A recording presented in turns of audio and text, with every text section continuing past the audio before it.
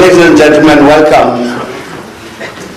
Welcome, and in particular to the delegations of the government of Sudan and the SPLM North, because we are resuming the negotiations between them on these matters relating to the conflict in the two areas. I must say that as a panel, we are very grateful indeed that you responded to our invitation to come back to Addis for this purpose. And we're really hoping that it will be possible this time to finalize the negotiations in which both sides have been engaged for a few years. And we are quite sure that there are some matters about which we agree, all of us here. And one of them is that really in the interest of the people of the two areas, and indeed of Sudan as a whole, it is important and necessary and urgent that we end the conflict, we end the war in these two areas. I'm quite sure that all of us are agreed about that.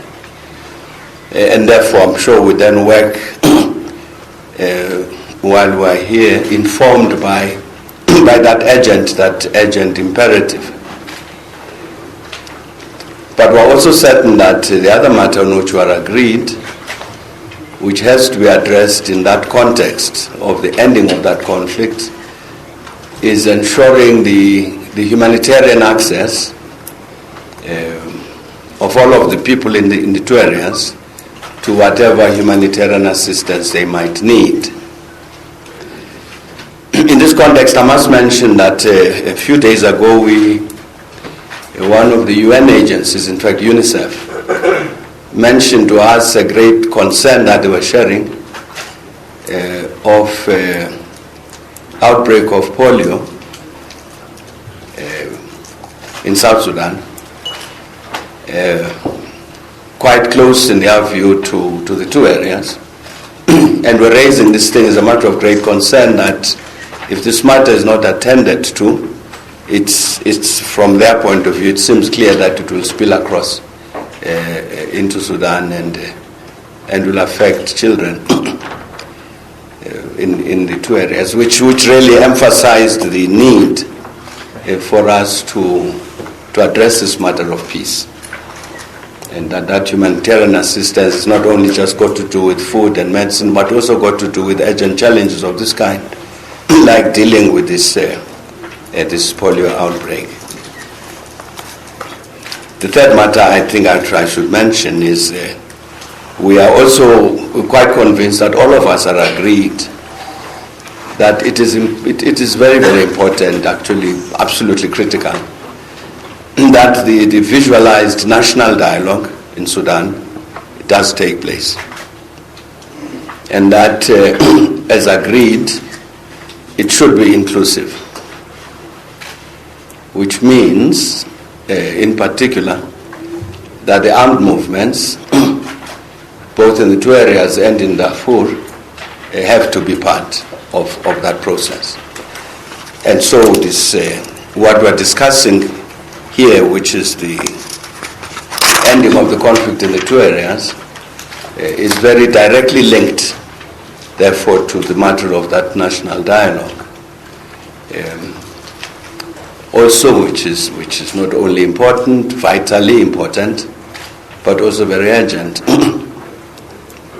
And that inclusive requirement, that inclusivity, is obviously a very important part of what must characterize the dialogue, because indeed, as President Bashir announced it at the beginning of the year, he emphasized this point when he said everybody, the political parties, the armed groups, civil society, leading Sudanese and so on, everybody needs to participate in a process which must define the future of Sudan,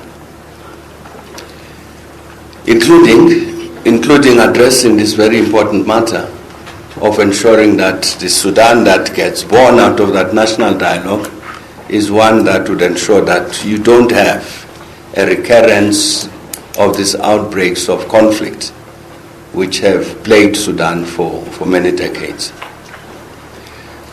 So I want to say welcome indeed for coming. I'm glad to see that some new friends like like Minimi now we are here, who indeed I'm sure would be supporting us in the work that we will be doing. We will engage later with regard to the matter of Darfur, also because, as I was saying, there are movements in Darfur. It's absolutely very important that they too we need to end the conflict in Darfur, as well as ensure that they also participate in the national dialogue. But welcome. We have discussed with the leaders of the two delegations as to how we should proceed. So after the opening of this session, we will adjourn, and the two delegations know what to do after that adjournment.